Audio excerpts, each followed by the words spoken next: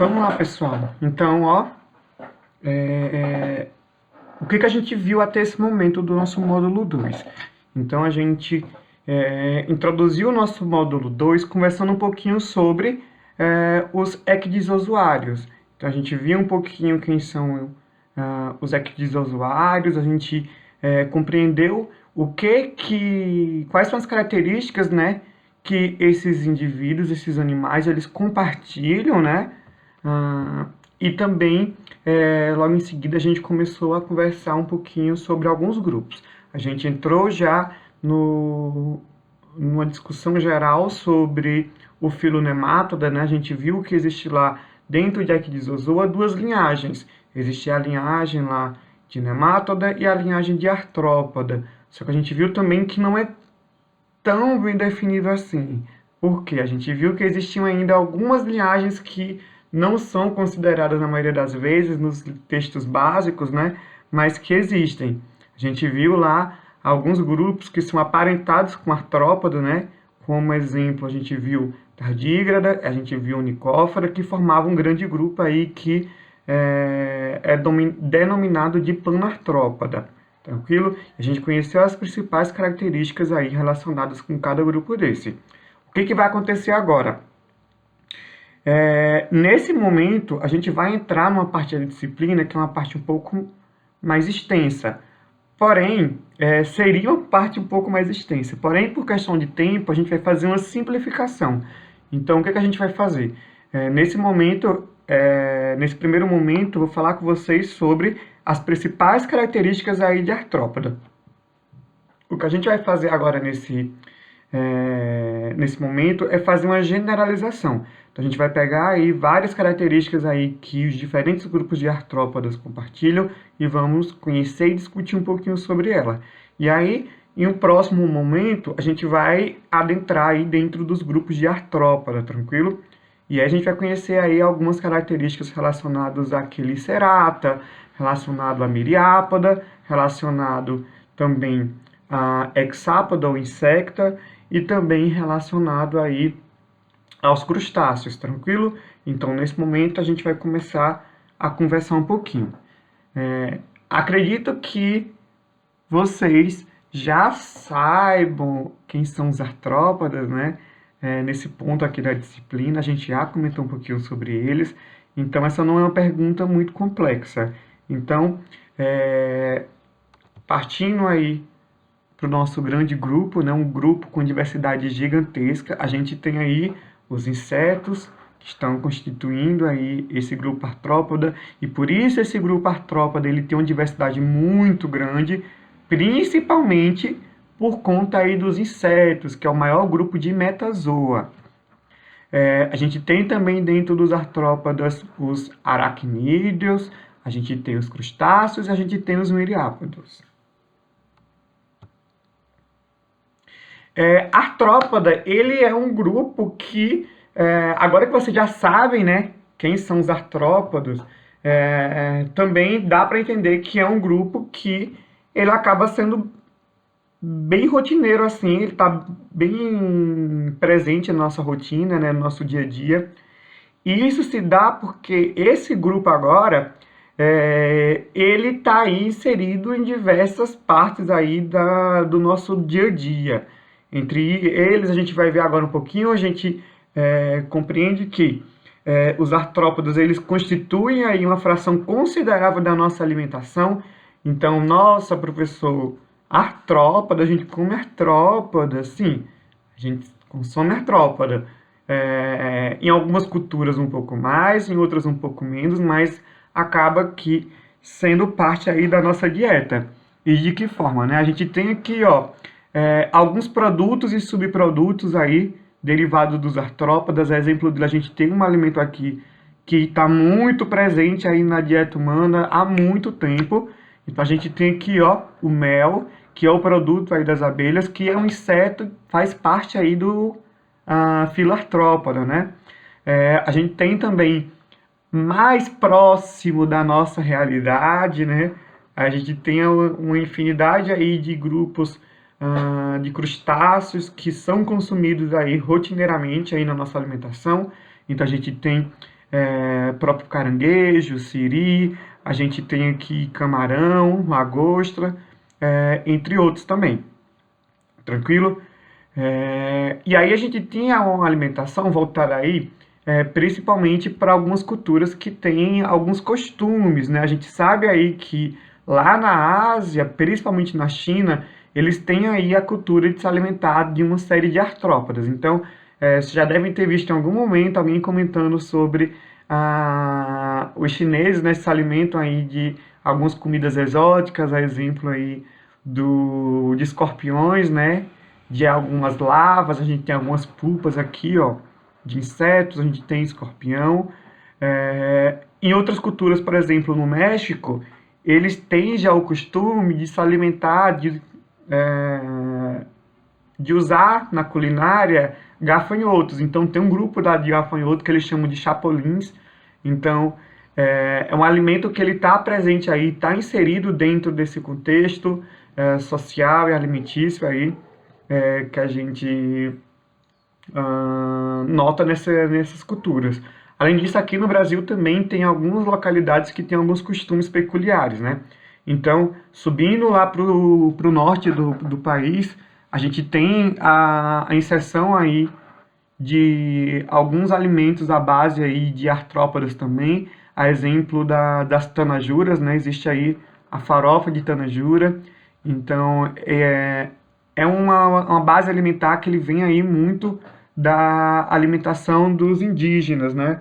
E acabou sendo aí inserida dentro do contexto de algumas localidades. Além dessa questão da alimentação, o que acontece também é que os artrópodes eles estão presentes aí de forma muito forte dentro aí do cinema.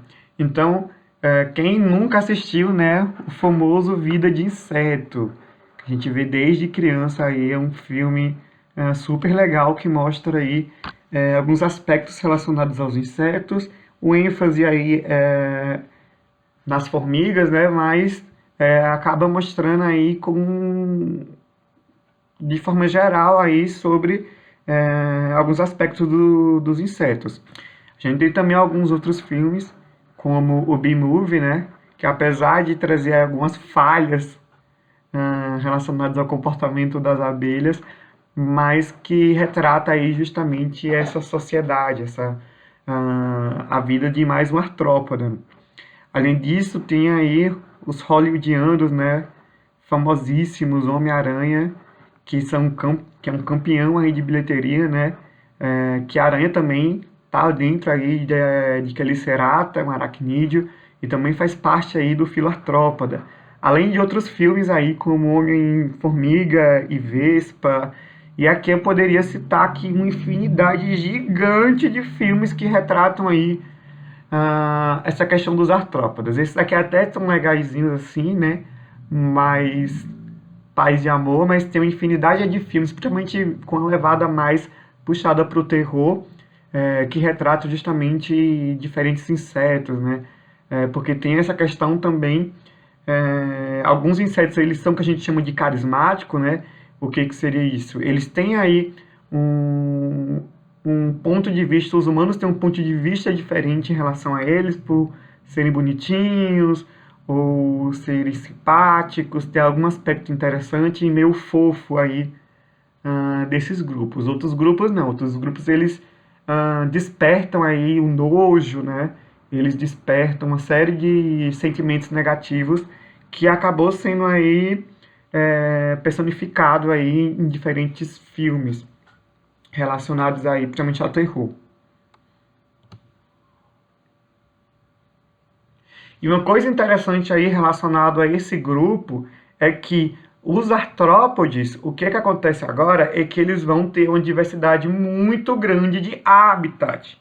O que seria isso? Esses indivíduos agora, eles ganham a capacidade aí, eles têm capacidade de explorar uma série de locais. Então a gente vai ter indivíduos que vão ganhar aí os céus, né? Então vai ter os insetos aí alados, o surgimento aí de uma característica super importante aí, que inclusive vocês vão ver que é um dos fatores aí responsáveis por essa grande diversidade dos insetos, que é essa capacidade do voo.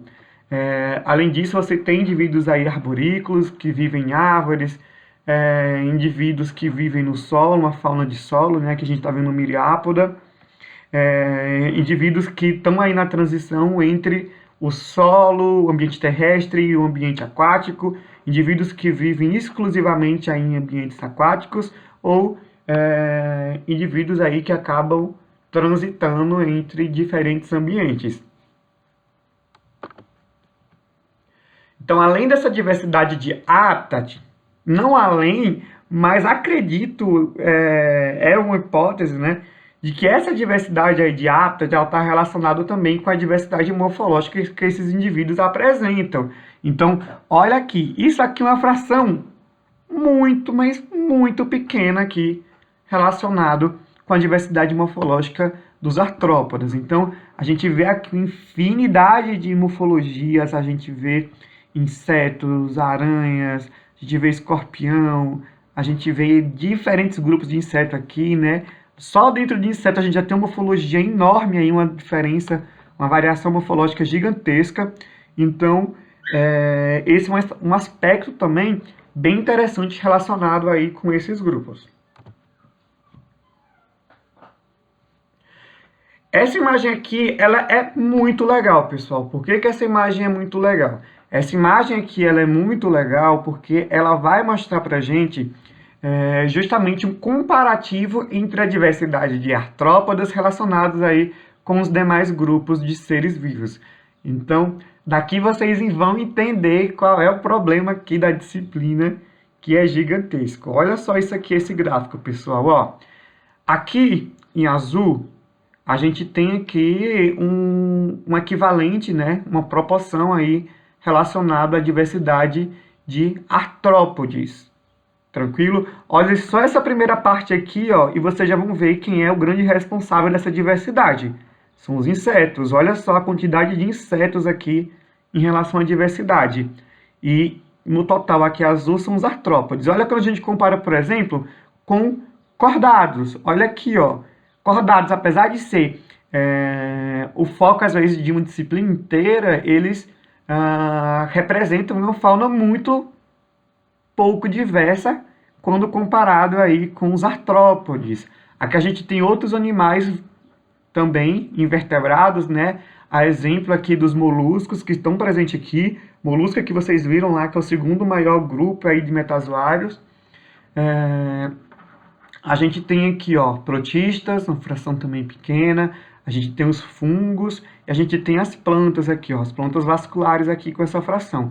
Então, notem, mesmo com essa diversidade muito grande também relacionada ao número de espécies de plantas, mesmo assim, olha a diferença quando a gente compara aí com os artrópodes. Então, daí vem aí esse leque gigantesco do estudo dos artrópodes. Então, ó, a artrópode vai constituir aí mais de 85% de todas as espécies animais descritas, e dentre esse aí, mais de 1 milhão de espécies aí são descritas só para esse grupo.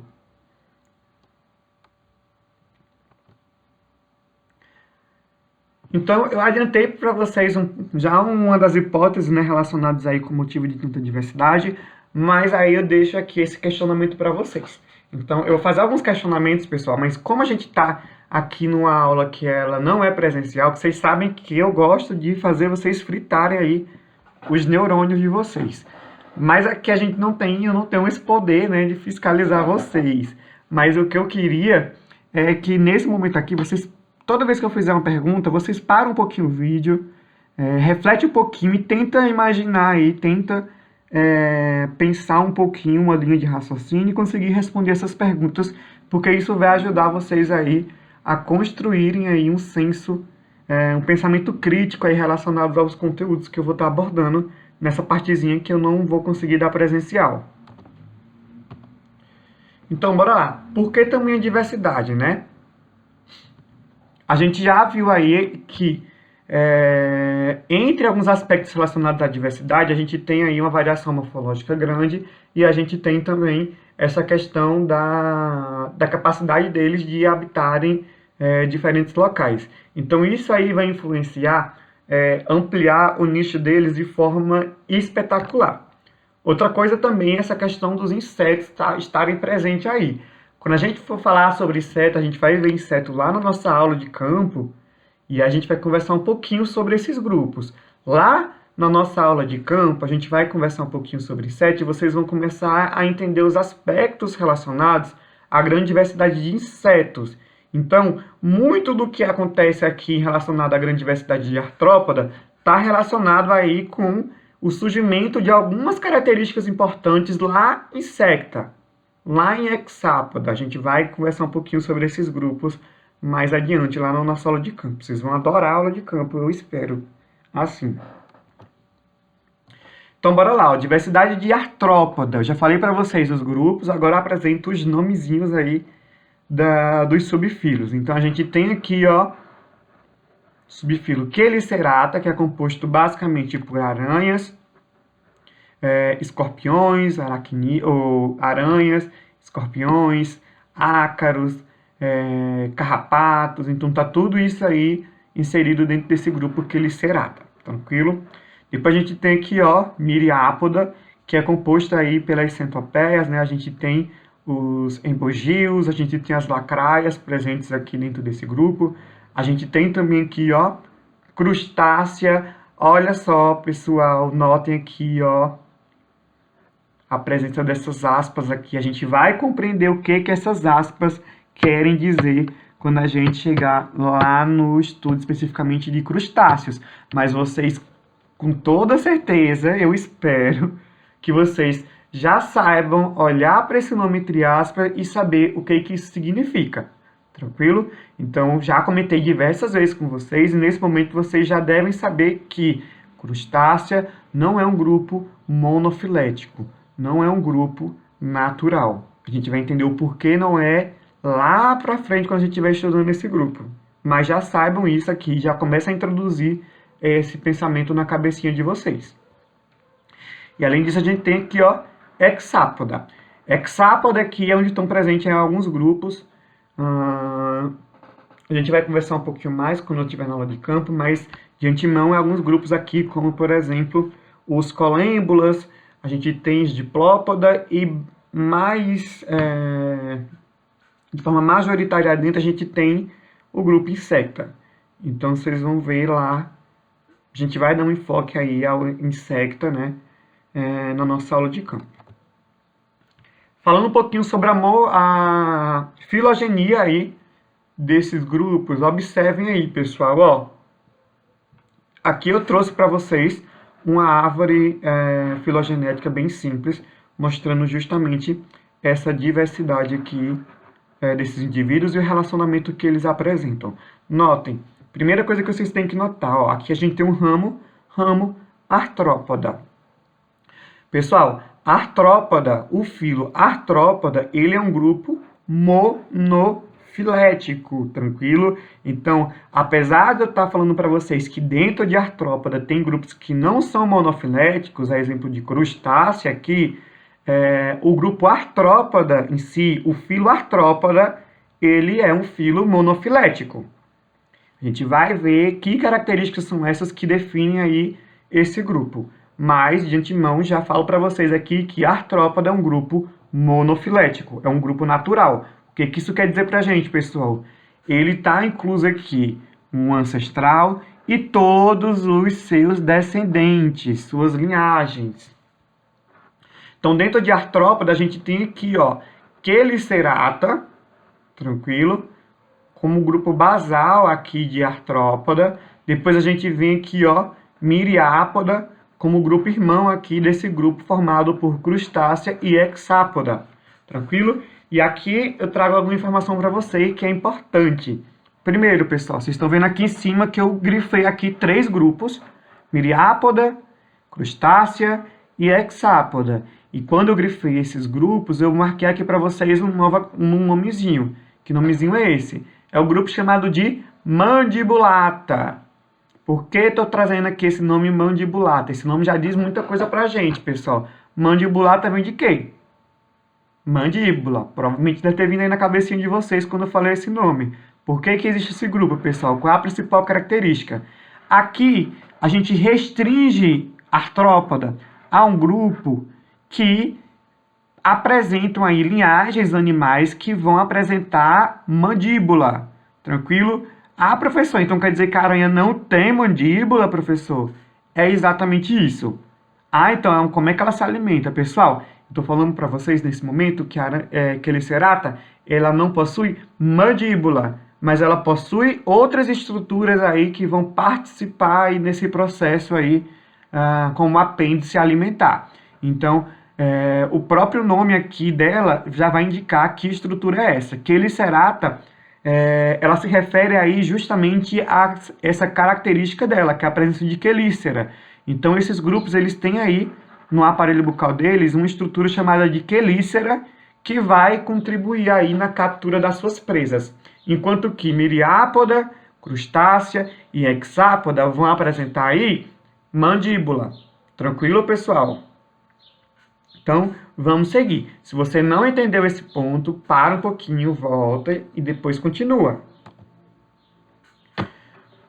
Olha aqui, pessoal. Ainda dentro de artrópoda, a gente ainda pode subdividir esse grupo artrópoda em um outro subgrupo que é bem interessante.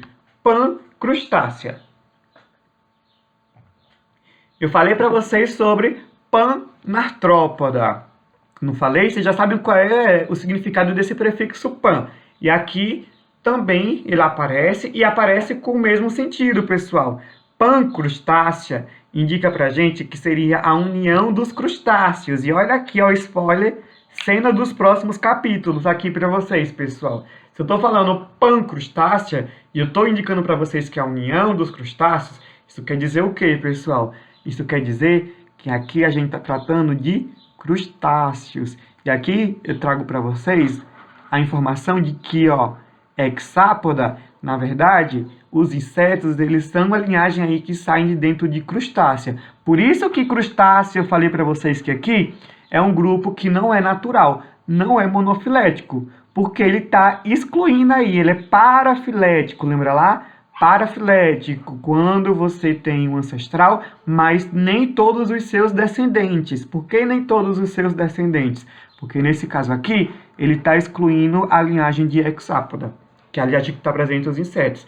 Então, basicamente, aí os insetos são... tem várias pessoas que falam isso, comentam essa frase, né? Que os insetos, na verdade, são crustáceos voadores. Então, a gente vai comentar mais um pouquinho sobre isso mais para frente. Então, bora lá, pessoal. Ó, agora o negócio vai ficar sério.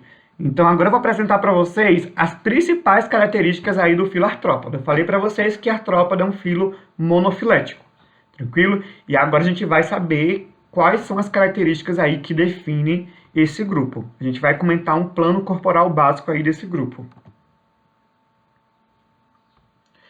Vamos lá. Antes de entrar basicamente nesse plano corporal dos artrópodes, eu queria falar com vocês um pouquinho sobre o ancestral dos artrópodas, né? A gente vai voltar aí um pouquinho na história evolutiva aí desse grupo e vai compreender um pouquinho como que era esse ancestral desse artrópoda. Então, basicamente, essa foto aqui ela mostra justamente isso, o nosso ancestral artrópoda. E olha que interessante, pessoal, ó. Aqui nesse ancestral artrópoda, o que que a gente tem? A gente tem um indivíduo aqui que ele é metamerizado. Lembra dos nossos metâmeros? Se você não lembra o que é metâmero, eu aconselho você voltar, pegar o material e dar uma lida. Porque a partir de agora, essa palavra vai se repetir com muita frequência no módulo 2. Então, ó, metâmeros, partes aqui, ó, divisão do corpo em partes. Essas partes aí apresentam aí, como se fosse um complexo com uma função similar. Então, é uma parte especializada, uma região do corpo especializada desses animais. Olha aqui o que acontece. Nesse ancestral artrópode, a gente tinha o quê? A gente tinha um céfalo, essa primeira região aqui, ó. A gente tinha um tronco, uma segunda região. Só que esse céfalo aí, pessoal, ele era dividido, basicamente, lembre-se, os artrópodas, eles são metamerizados, são segmentados e são articulados. Olha o que acontece aqui. Aqui a gente tem aqui a presença de 4 segmentos nesse céfalo. Olha aqui o que acontece. Essa primeira partezinha aqui, ó, bem na ponta da cabecinha desse animal, ela é denominada de acron. Acron. Esse acron é essa região aqui, primeira região do céfalo desse animal. Tranquilo? O que mais a gente vê aqui? Quando a gente olha para esse animal, a gente já percebe de cara aí a presença de vários apêndices. Olha aqui, pessoal. A gente tem apêndice aqui, apêndice, apêndice, apêndice, apêndice, assim vai até próximo do final do corpo desse animal.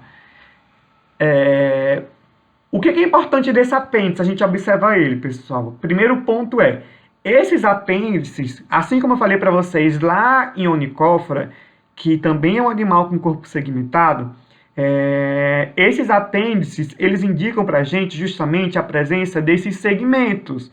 Então, olha para o corpo desse animal, vê que tem um apêndice e entenda que nessa região do apêndice vai ter basicamente um par de apêndice para cada segmento.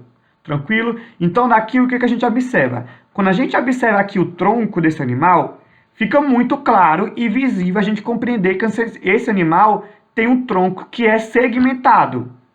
Tranquilo? Olha aqui, ó. 1, 2, 3, 4, 5, 6 e assim por diante. Então, aqui a gente consegue observar muito bem isso. A questão de uma segmentação visível. Olha aqui o que eu falei para vocês. Ó. Um segmento, um par. Aqui a gente tem um lado, né? Do outro lado a gente tem mais um apêndice. Então, é um par de apêndice para um segmento, um par de apêndice para outro segmento, um par de apêndice para outro segmento. Tranquilo? Agora, olha aqui, vamos voltar para a cabeça aqui do animal e olhem aqui. O que acontece na cabeça desse animal, pessoal? Aqui na cabeça a gente também está observando apêndices. E eu falei para vocês que os apêndices, eles indicam aí uma questão de segmentação. Tranquilo? Então, essa cabeça, ela também é segmentada. Só que o que acontece aqui nessa cabeça, que esses segmentos, eles não estão visíveis. Tranquilo? Por que eles não estão visíveis? Porque esses segmentos na cabeça desse animal, eles estão fusionados. Tranquilo? Então, o que acontece aqui? Quando a gente olha para a cabeça desse animal, a gente observa isso. A gente não consegue ver nitidamente esses segmentos, mas consegue ver esses apêndices. Então, aqui são 4 apêndices. Significa o quê, pessoal?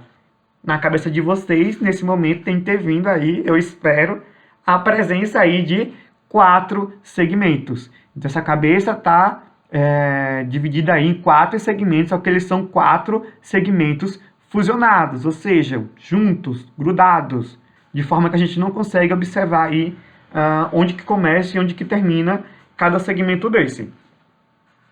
Tá, vamos continuar aqui, ó. Além do acro, a gente tem um primeiro segmento aqui que vai apresentar aqui um primeiro par de apêndices. Esse primeiro par de apêndices é o quê? Nesse ancestral era que a gente chama de antênula.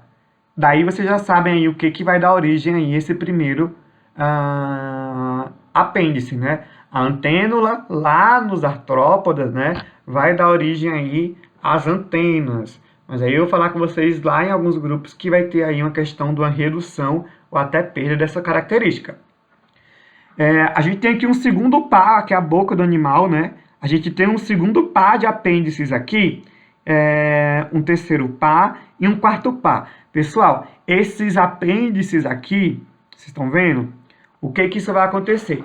Esses apêndices que estão presentes na cabeça aí, assim como eu falei para vocês que a antênula vai dar origem lá à antena nos outros grupos, aqui, esses 3 pares de apêndices presentes aí nesses segmentos da cabeça do ancestral, no futuro, ele deu origem aí a apêndices relacionados aí principalmente a alimentação. Então, a gente vai ter outros apêndices na cabeça, que a gente vai comentar mais adiante, que são apêndices como mandíbula. Mandíbula é um apêndice. Maxila. A gente vai ter aí alguns palpos. Então, tudo isso são apêndices. E aqui a gente vê de onde é que vem esses apêndices aí do ancestral dos artrópodas. Tranquilo? Olha só, pessoal, o que acontece aqui? Agora a gente tem aqui, ó, os apêndices relacionados aqui ao tronco desse animal, e esses apêndices aí futuramente vai dar origem aí ao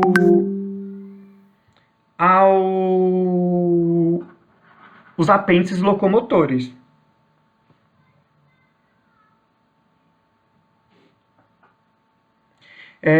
Pessoal, agora olha aqui. Depois dessa série de apêndices aqui, ó, 20 segmentos, então 20 apêndices. A gente tem agora uma região terminal. Assim como a gente tinha uma região aqui na frente, no céfalo, que era o acron, a gente tem aqui o telson no final. Tranquilo, pessoal? E ó, aqui no tronco, o que a gente tem, pessoal? A gente tem essa presença desses apêndices, e esses apêndices aqui no ancestral é o que a gente chama de apêndices que são birremes. Tranquilo? Se você observar bem aqui, não sei se vai ficar claro, mas ó, tem uma região, duas regiões, tá vendo? É como se fosse duas partes desse apêndice aí. É um apêndice, né? Único, mas ele é de subdividir em duas partes, tranquilo? O que é isso, pessoal? A gente vai comentar algumas características lá em outros grupos de artrópodas. A gente vai ver que alguns grupos, como por exemplo o crustácea, vai apresentar aí muito nitidamente alguns apêndices que eles são birremes, tranquilo? Eles são constituídos aí por duas partes. Então vamos continuar aqui com nossa aula. Então, artrópoda vem do quê? Artro e poda. Separa aí esse nome e a gente vai começar a ler. Vocês vão ver que provavelmente algum de vocês aí, se estiver prestando atenção muito bem aí na disciplina, já deve estar nesse momento começando a ter uma leitura aí de alguns nomes, né? Eu sempre comento com vocês, ó, leia os nomes. Biologia é muito nome, é muito nome. Isso aí eu não tenho como negar, porque é muito nome realmente. Mas o que acontece aqui é que os nomes, eles indicam alguma coisa. Então, esse artro aqui, ele vem de artron, do grego artron, que quer dizer o quê? Articulação. Olha aí que legal, pessoal. Enquanto aqui que poda, olha, esse nome poda aqui vocês vão ver muito. Então, quer dizer podos. Eu já até comentei com vocês sobre esse podo em alguns outros grupos também. Não é um sufixo que é novo para vocês, não. Então, poda quer dizer pés. Então, lembrem, quando a gente vai procurar aquele especialista, né, no pé que tô com unha encravada, tô com um problema muito grave aqui de rachadura no pé, qual é o profissional que vocês procuram, pessoal? Provavelmente, não sei se vem na cabeça de vocês, mas vocês procuram um podólatro. Então, até tem vários manicures, né, que se especializaram aí, eles meio que gourmetizaram a área e chamam de podólatra. Então, tem especialista também, médico especialista nessa área, mas tem também vários especialistas que não são médicos, que são denominados de podólatros também. Então, por que podólatros? Porque, ó, pé vem de algum nome esse prefixo. Assim como dermato vem de pele, ó, o poda vem de pés. Então, vem de podos, do grego podos, né, que quer dizer pés. Então, quando a gente junta aí a união desse nome, a gente vai entender aí a principal característica de artrópodas. Olha o que é. Artrópoda é definido principalmente, não estou falando exclusivamente, pessoal, a gente vai ver isso mais à frente agora, mas principalmente por apêndices locomotores que são articulados, ou seja, eles possuem pernas articuladas. Tranquilo, pessoal? Gravem aí essa característica. Essa é uma característica básica aí para você compreender artrópoda. Quando vier artrópoda na cabeça, quem são os artrópodas? Automaticamente tem que vir na cabecinha de vocês aí, ó, pernas articuladas, apêndices locomotores articulados. Tá, vamos lá. Apesar disso, essa não é a única característica aí relacionada com artrópoda. A gente vai começar a entrar aqui em algumas características importantes aí para artrópoda, tranquilo? Primeira característica não é novidade para vocês, eu já comentei anteriormente, né? Já venho comentando há algum tempo, que é a presença de uma cutícula, certo? Isso não é novidade para vocês. Essa cutícula ela é secretada pela epiderme. Final da aula que a gente vai comentar um pouquinho sobre a produção dessa cutícula. Além disso, eu já comentei com vocês anteriormente, né? E novamente eu vou frisar isso, ó, ela é composta de quitina. Então, isso aqui é outro aspecto que tem que estar na cabeça de vocês, pessoal. Então, artrópoda, vocês têm que lembrar cutícula, vocês têm que lembrar que essa cutícula é feita por quitina, e vocês têm que lembrar aí que eles possuem apêndices locomotores articulados. Então, ó, o que acontece aqui com artrópoda? Tô botando aqui, ó, sinapomorfia. Já comentei para vocês sobre a cutícula de nemátoda, né, que era de colágeno flexível. Eu comentei sobre a cutícula de tardígrada e a cutícula de unicófera, que também era de quitina, mas tinha uma diferença aqui relacionado à artrópoda. Que diferença é essa? Essa diferença vem do grau de esclerotização, pessoal. O que significa isso? Aqui, na cutícula de artrópoda, a gente tem um exoesqueleto que ele é articulado e ele é muito esclerotizado, ele é muito duro. Tranquilo, pessoal? E essa é uma sinapomorfia aí desse grupo. Novamente, sinapomorfia é o que, pessoal?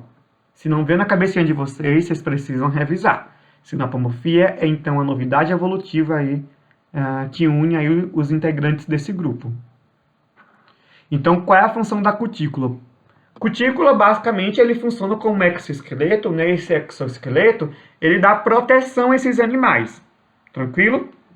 É o primeiro ponto. Além disso, a gente tem aqui, ó, a manutenção da forma desses animais. Por que eu estou falando isso?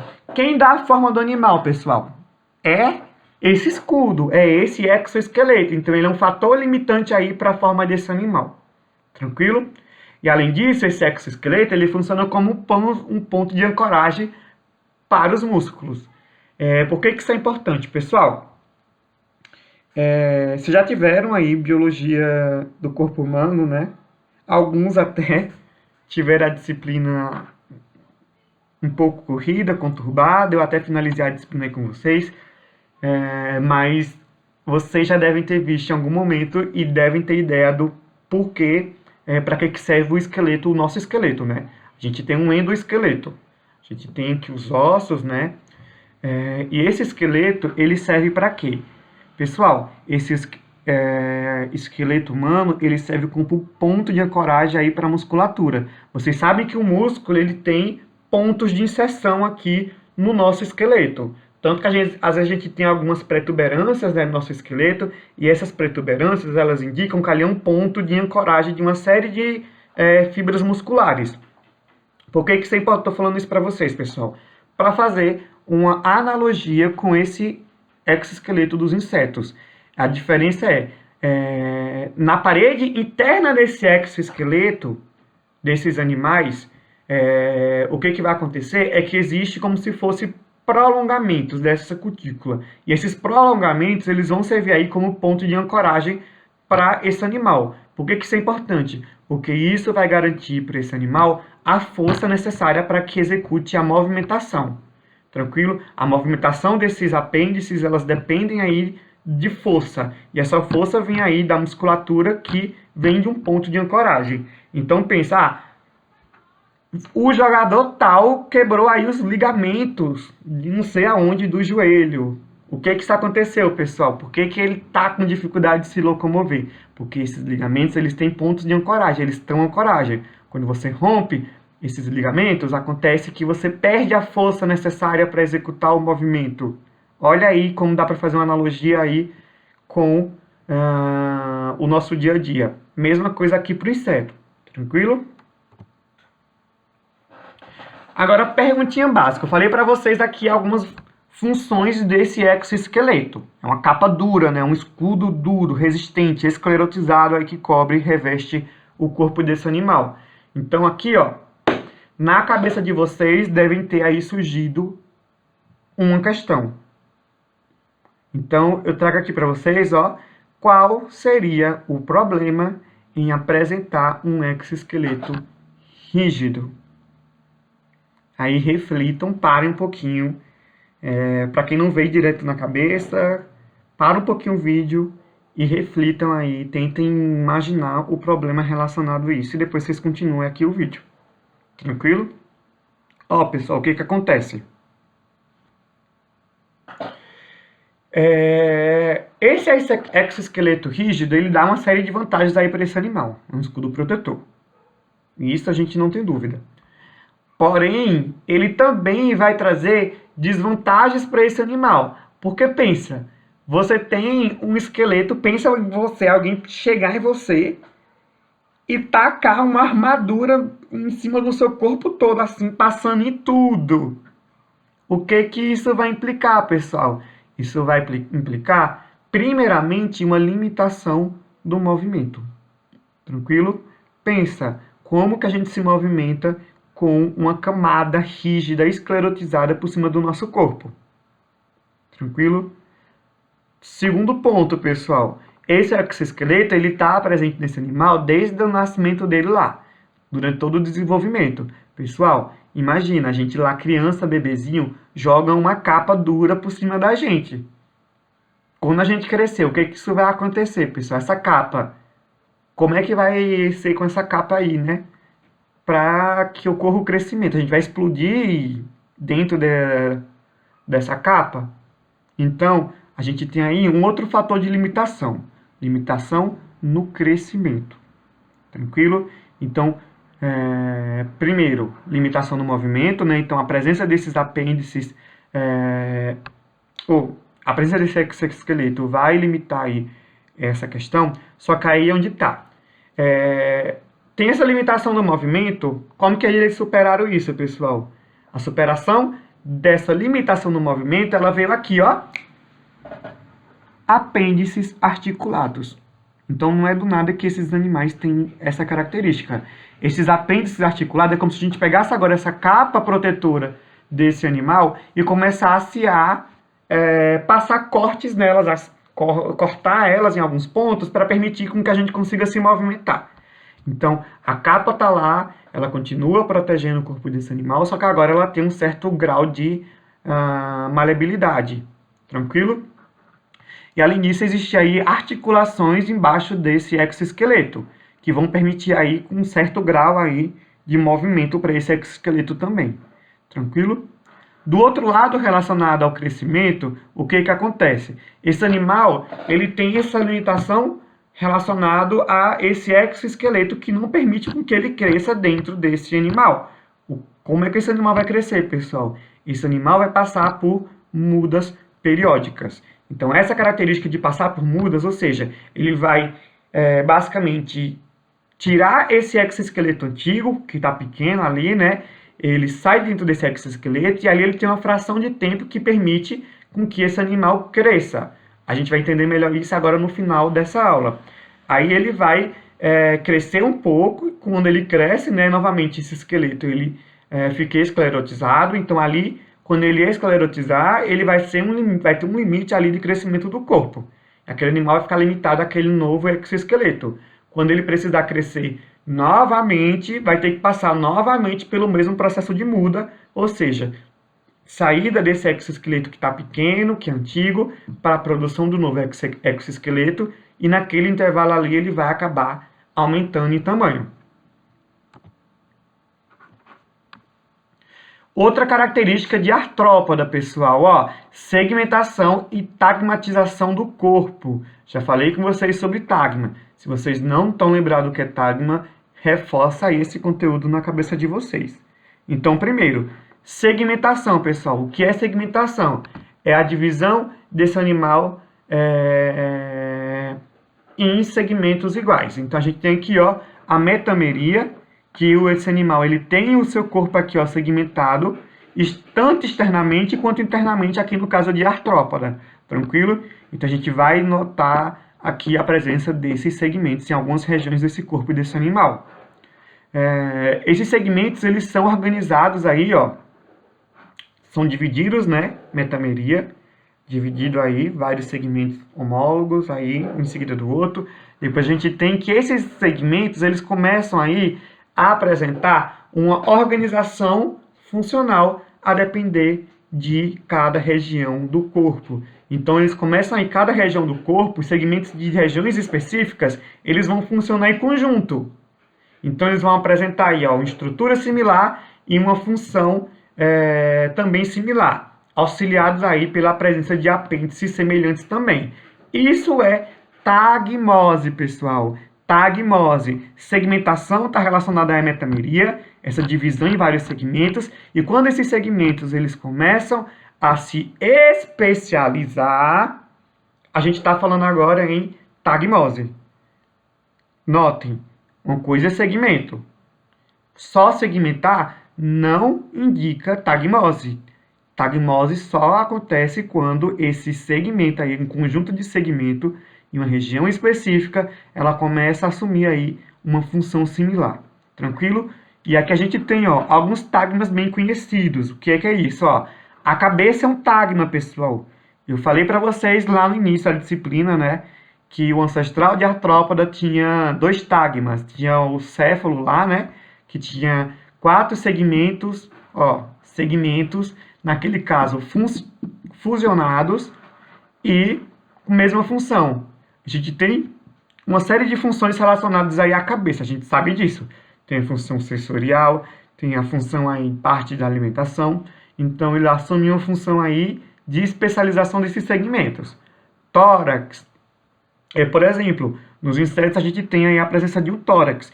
O tórax é uma região também que ela tem essa tagmose. Por quê? Lá no tórax a gente tem algumas funções. Que funções é essa? Principalmente a função locomotora. Se você notar para pegar um inseto, a gente vai olhar isso muito bem detalhado lá na nossa aula prática de campo. Se você pegar um inseto e observar cuidadosamente, você vai observar o quê? Que lá no tórax estão presentes os apêndices locomotores. Então, a gente tem lá 3 pares de pernas, e além dos pares de perna, a gente vai ter as asas no tórax desse animal. Então, a função, basicamente, desses segmentos presentes aí no tórax desse animal, ele é basicamente relacionado à locomoção. Outro segmento é o abdômen. Nesse caso aqui, geralmente o abdômen ele está aí relacionado com as funções vitais desses animais. Então, basicamente, a maioria dos órgãos vitais desses animais, eles estão presentes aí no abdômen. Então, quando você pega lá o abdômen ali do inseto, dá uma apertadinha assim, você vai ver que aquele abdômen é molinho. Quando você abre ali aquele animal, você vê que tem uma massa ali de vísceras naquele abdômen. Porque esse abdômen está especializado ali, uma região especializada para a execução dessas funções vitais. E além disso, aí a gente sabe também que no abdômen, aí no final, tem também aí uma correlação de uma região com a parte reprodutora desses animais. Tranquilo? Então, normalmente, a genitália desses animais, elas vão estar aí presentes ao final desse abdômen. Vamos continuar. Cefalização, pessoal. Cefalização, um ponto super importante aqui desse animal. Vamos compreender aqui o que aconteceu com esses animais. Primeiro, em artrópoda, a gente pode ter aí 2 tipos de cefalização. Tranquilo? O que acontece? A gente pode ter uma região anterior que é só a cabeça. É o caso de quem? É o caso dos insetos. Então, quando a gente pega o inseto aí e olha, a gente vê que ele tem aí uma cabeça na região anterior. Ui, passei aqui. Só que aí, em alguns outros indivíduos, exemplo, as aranhas, a gente tem um tal do cefalotórax. O que é isso?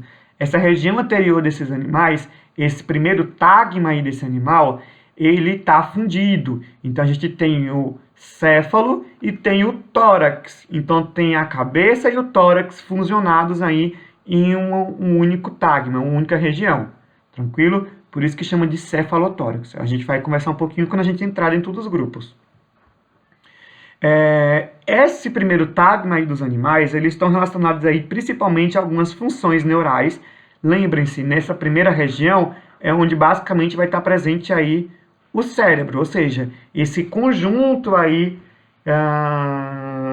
dos neurônios aí que estão concentrados aí nessa região anterior, principalmente os corpos neurais.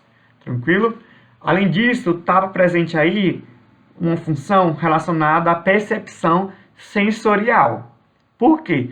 Porque é justamente nessa região da cabeça, do cefalotórax, que vai estar presente aí alguns órgãos relacionados à percepção sensorial. O que que é isso? Antenas, ocelos. Vocês lembram lá dos ocelos que eu falei com vocês até sobre alguns ocelos que já estavam presentes em alguns animais, que era um olho meio que rudimentar, assim, entre aspas.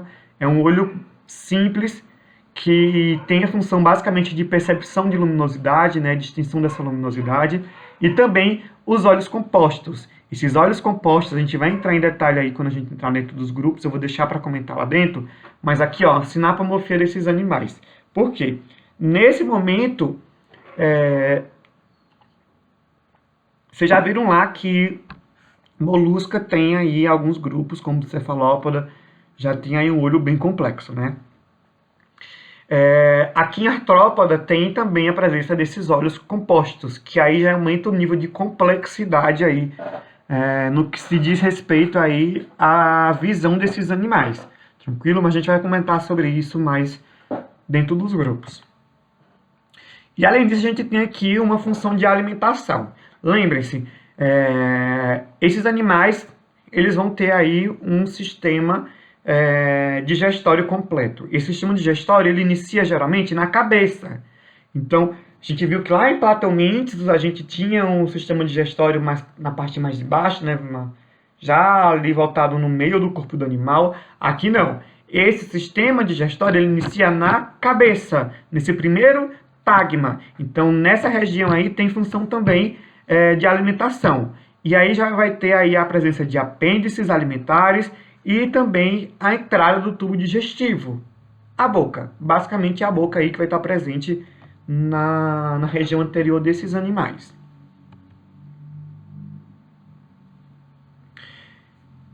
Outra característica aí que eu já comentei com vocês, né? Apêndices articulados, pessoal. Olha só, a gente tem uma série de apêndices aí, né? Que vão estar presentes nesse animal. E esses apêndices são articulados.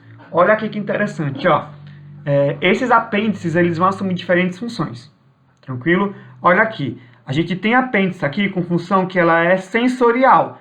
O que que é isso? Olha a antena desse animal aqui. Notem, se vocês prestarem atenção aqui nessa antena, vocês vão ver que ela é articulada. Olha aqui como ela tem, como se fosse um joelhinho aqui, né? Vários segmentos aqui que permitem um certo nível de movimentação dessa antena. Tranquilo? A gente tem aqui outros apêndices com funções de alimentação. Olha aqui, a gente tem a mandíbula e alguns pálpos nesses apêndices aqui que vocês devem ver quando já deve ter visto algum vídeo de inseto assim se alimentando e mexendo como se fossem umas perninhas minúsculas assim, mexendo com o alimento. São apêndices alimentares que são utilizados ali na manipulação, às vezes na percepção também, mas na alimentação desses animais, eles fazem a manipulação, ajudam na manipulação desse alimento. Então, tanto mandíbula, quanto maxila, quanto esses pálpos, eles estão aí relacionados com a alimentação. A gente tem apêndices relacionados à locomoção, pessoal. Olha aqui, a gente tem apêndices que são natatoriais, por exemplo, camarão, ele tem dois tipos de apêndices locomotores. Ele tem um apêndice anterior aqui, a gente vai ver isso lá em crustácea, que são pernas, depois eles têm os lobópodes. Perdão. Eles têm outros apêndices aqui, lobópode é outra coisa. Eles têm outros apêndices aqui que são birrêmios, a gente vai conversar um pouquinho sobre eles lá na aula de crustácea, mas ó, tem dois segmentos aqui, vocês vão ver bem quando eu levar algum crustáceo lá para vocês observarem. E esses apêndices aqui, eles têm funções de natação, eles usam esse apêndice aqui para auxiliar na natação desses animais. Aqui a gente tem apêndices que são ambulatoriais. O que são isso? São apêndices aqui relacionados à locomoção. Ambulatório significa movimento, caminhar. Então, esses apêndices aqui estão relacionados a esse tipo de locomoção. Tranquilo? E a gente tem apêndices reprodutivos também. Então, lá no final do abdômen desses animais, de alguns grupos de animais, a gente vai ter a presença de alguns apêndices relacionados aí com a função reprodutiva também.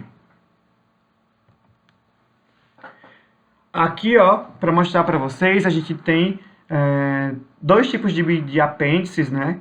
Eu falei para vocês que o ancestral ele tinha aquele apêndice birreme. Olha aqui como fica muito claro aqui a presença desses apêndices birremes. Olha aqui, ó, endopodito e exopodito. Tá vendo? Um apêndice, isso aqui tudo é um apêndice, mas ele está subdividido em duas partes.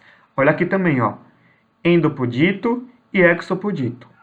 Aqui também, ó, exopodito e endopodito. Então, são todos apêndices que eles são birremes, que é uma característica bem visível aí em alguns grupos de crustáceo. A gente vai ver isso na aula prática. Do outro lado, a gente tem apêndice, alguns grupos que não tem mais esses apêndices birremes. Essa característica se perdeu e esses animais, eles vão ter a presença de alguns apêndices, só que são apêndices que são uniremes. Uniremes são o que, pessoal? O nome já diz tudo. Não tem aí, não é subdividido em dois. É um apêndice único. Então, olha como dá para ver muito bem essa articulação da perna desse animal, ó. Que a gente tem taços e basetaço na perna dessa abelha.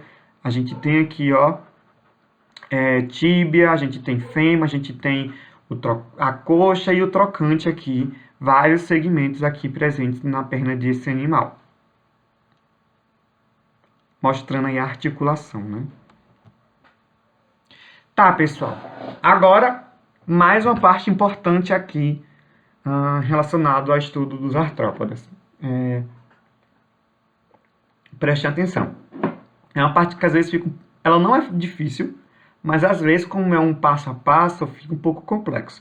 Então, vejam como é um vídeo, vou deixar disponível esse vídeo para vocês, vocês vão poder ver quantas vezes vocês precisarem aí para entender esse conteúdo. O que acontece, pessoal? Eu falei para vocês que o exoesqueleto, ele limita aí a questão do crescimento desses animais. A gente falou um pouquinho sobre isso. E aí eu falei para vocês que esses animais, eles precisam passar por um processo de muda. Por que é importante esse processo de muda? Porque esse processo de muda vai permitir o crescimento desse animal. Tranquilo, pessoal? Tá, então vamos lá. O que acontece, ó? Esse processo de muda em si, todo esse processo aí de troca da cutícula, aquele exoesqueleto, né, desse animal, ele vai apresentar aí algumas fases, tranquilo? Então, o que acontece aqui? Eu trouxe para vocês aqui 3 fases relacionadas aí à troca dessa cutícula. A gente tem uma fase chamada de pré-muda, a gente tem uma fase de muda e a gente tem uma fase de pós-muda. Só que antes de entrar em detalhadamente nessas fases, eu preciso que vocês entendam como que é a constituição aí da cobertura aí desses animais. Ó, a gente fala cutícula normalmente, mas o que acontece é que a cutícula, ela não é constituída só por uma parte, não é uma coisa homogênea. O que acontece é que essa cutícula, ela é composta por 3 partes. Tranquilo? Ó, procutícula é esse conjunto aqui dessas 3 partes. Preste atenção, pessoal, ó. Bem fininho aqui na cobertura desse revestimento, a gente tem aqui o que a gente chama de epicutícula. Epicutícula. Epi vem de quê? De cima. Epiderme. Então, a gente já sabe aqui que é essa camada mais superficial e fininha ali da cutícula desses animais. Abaixo dessa epicutícula, a gente vai ter o que a gente chama de exocutícula, que é essa região aqui, ó, esse cinza mais escuro, tranquilo? E abaixo da exocutícula, a gente vai observar aqui, ó, a endocutícula, tranquilo? É essa parte da cutícula mais interna, ó, endocutícula, mais interna. E abaixo da cutícula, a gente tem aqui a epiderme. Pessoal, por que eu estou trazendo a epiderme para vocês aqui também? Eu falei já para vocês, mas eu quero que vocês tenham em mente isso. A cutícula, ela é produzida pela epiderme. Tranquilo? Então, é a epiderme desse animal que vai produzir aí essa cutícula. E aí, agora a gente vai começar a conversar um pouquinho sobre esse processo. Pessoal, o que acontece, ó? Primeiro, esse animal aqui, ele é o quê? Os artrópodas, eles são equidizozoários.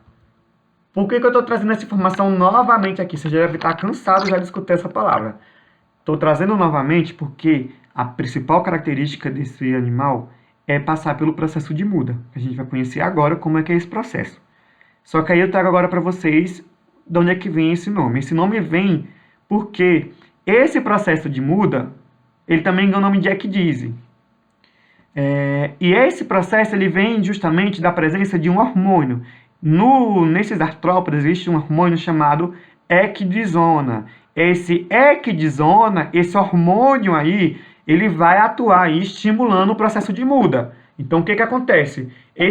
Claro, existe uma série de hormônios aí que vão estar atuando aí nesse processo, mas o principal aí vai ser a ecdisona. Vai ter algumas glândulas lá no cérebro desse animal que ela vai estimular e vai dizer, ó, processo de muda, é agora. Pô, o que ela faz? Vai começar aí liberar ecdisona para se espalhar no corpo desse animal. Essa ecdisona vai mexer aí com a fisiologia desse animal, vai fazer uma série de modificações fisiológicas nesse animal, e esse animal então vai começar a entrar nesse processo de muda. Tranquilo? Então agora a gente vai conhecer esse processo de muda. Antes de mudar a cutícula como um todo, já inicia aí nesse animal todo um processo de modificação fisiológica. Então, antes de ficar visível para a gente, o processo de muda em si, já está acontecendo ali mudanças na cutícula desse animal. Esse processo de mudança anterior é chamado de pré-muda, pessoal. Olha aqui o que está acontecendo, ó. A gente tem a epiderme aqui, ó, desse animal. Essa epiderme aqui, ela vai começar a fazer o quê, ó? Ela vai começar a produzir, vai começar a ser produzido um líquido chamado de líquido exuvial. Tranquilo? Esse exuvial vocês já devem ter em mente que também sobre a exúvia, né? Que falei para vocês da exúvia, essa cutícula antiga quando ela é liberada aí pelo artrópoda.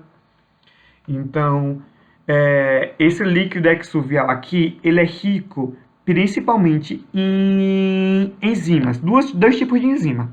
Então, os dois principais tipos de enzima que a gente encontra aqui, tá vendo branquinho aqui, ó, preste atenção. Aqui branquinho é esse líquido exuvial sendo liberado.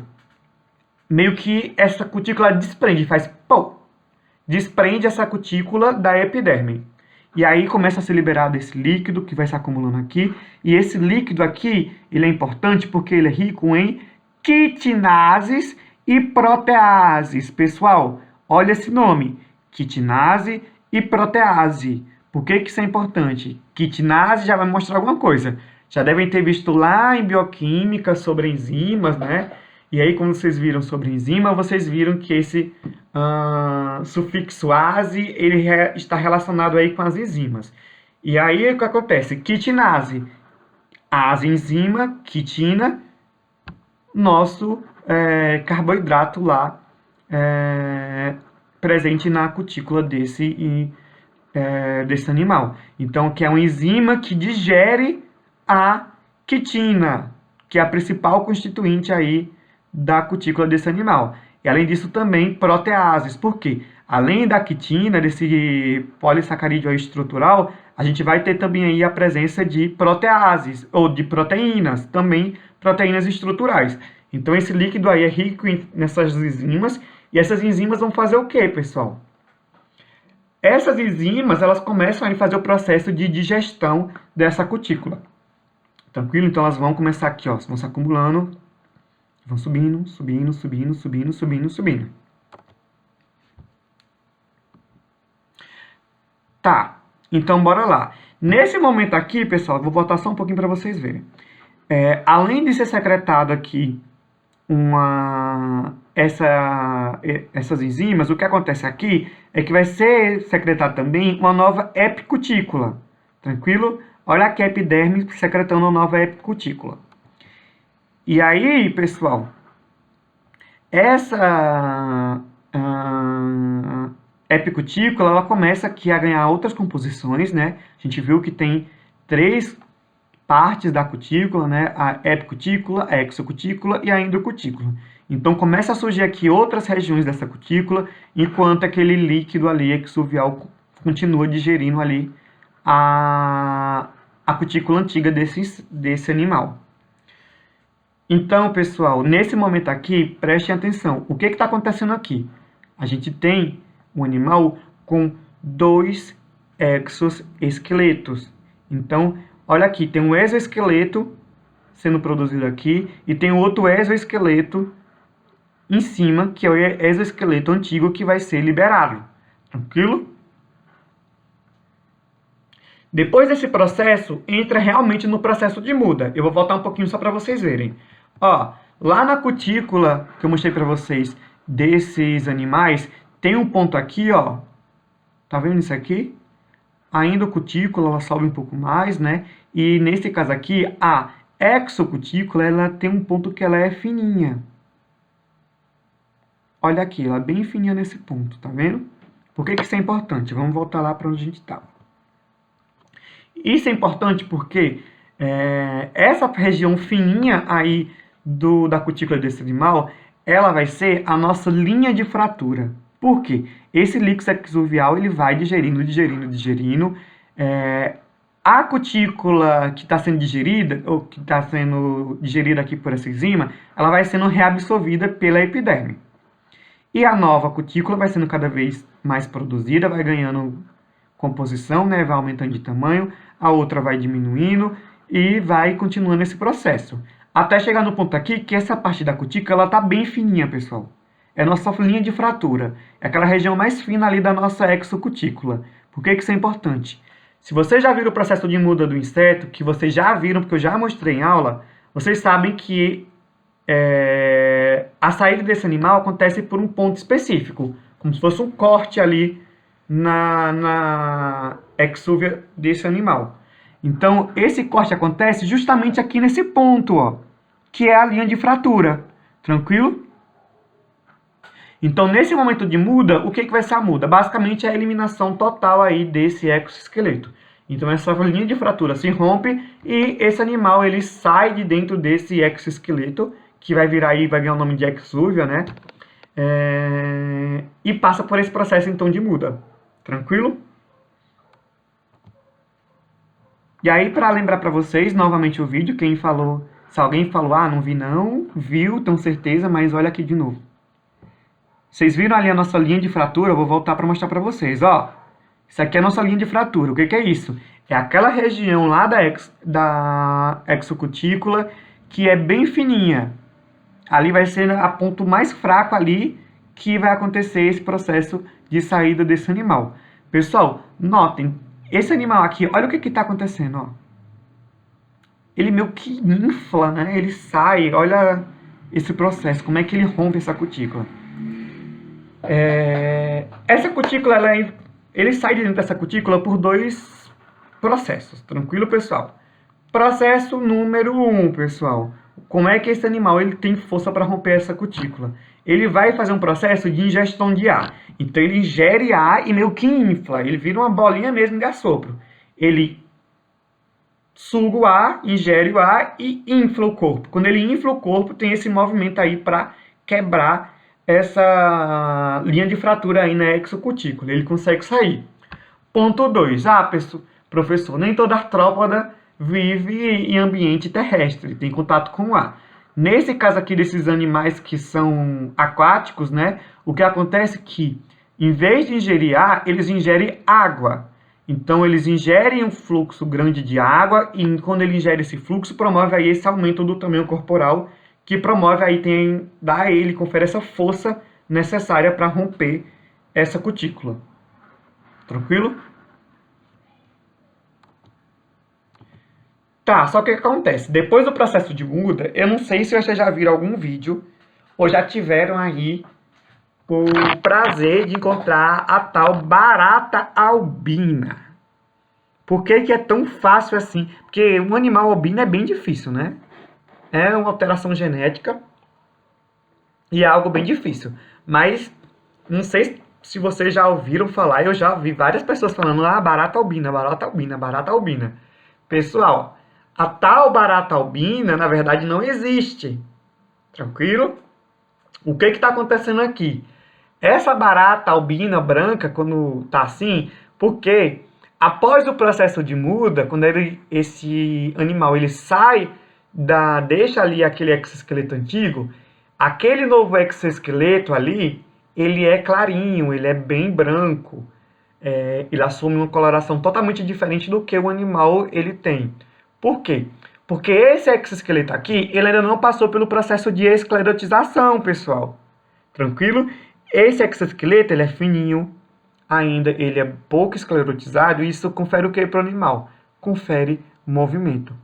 Então, às vezes é difícil encontrar, professor, mas esses animais eles têm uma quantidade tão grande, por que a gente não vê tanto animal assim branquinho?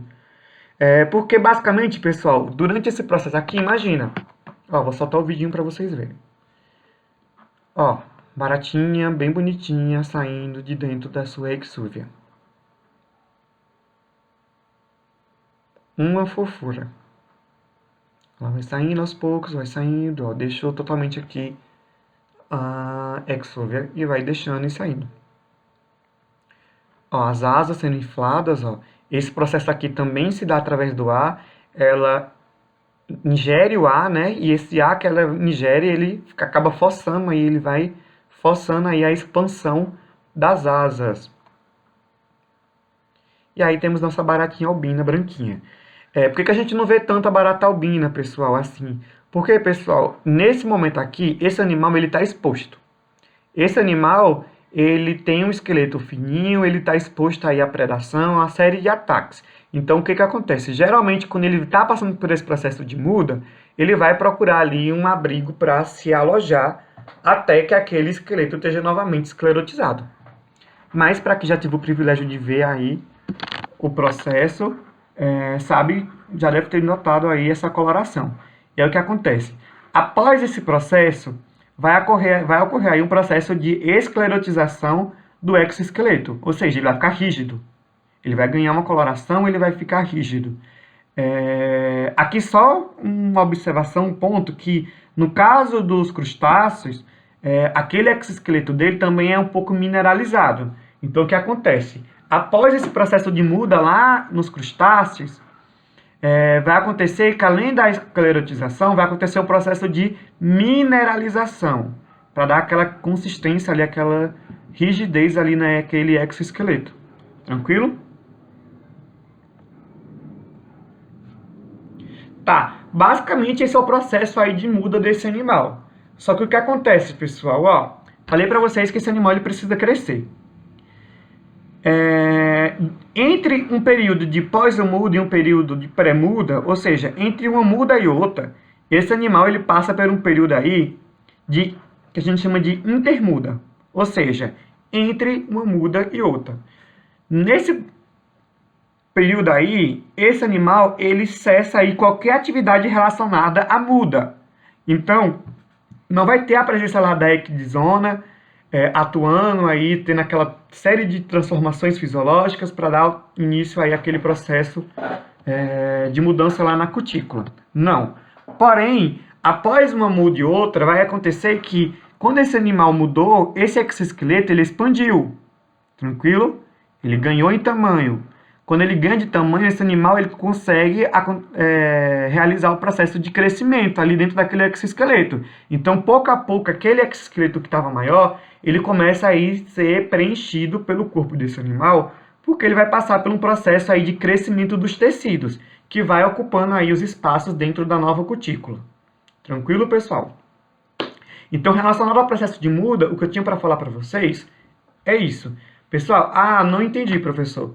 Volta, vai com calma, o vídeo está aí, você pode repetir quantas vezes quiser e estuda. Também tem um material de apoio lá, a apostila, que vai ajudar vocês a entenderem um pouco mais. Vocês vão precisar ler o material de apoio dessa vez, porque vocês vão precisar compreender muito bem aí essa questão dos artrópodas, porque é um grupo muito importante. E agora a gente tem aí uma prova, um teste, né, concentrado aí com todas as características desse grupo. Então, o que eu tinha para falar com vocês relacionado às características gerais de artrópoda é isso. A partir da próxima aula, a gente começa a entrar aí dentro dos grupos de artrópoda. A gente não vai aprofundar dentro desses grupos, mas eu quero trazer para vocês as principais características aí que definem esses grupos, tranquilo? Então, pessoal, agora, ó, bom estudo. Vejam a aula, revejam, leiam, estudem e qualquer dúvida, pergunta. Professor, não entendi processo tal. Pergunta. Professor, mesmo assistindo de novo o vídeo, não entendi. Pergunta. Manda e-mail lá perguntando, olha a dúvida aqui, professor, e eu vou te responder. Tranquilo? Então, bons estudos. Então, até nossa próxima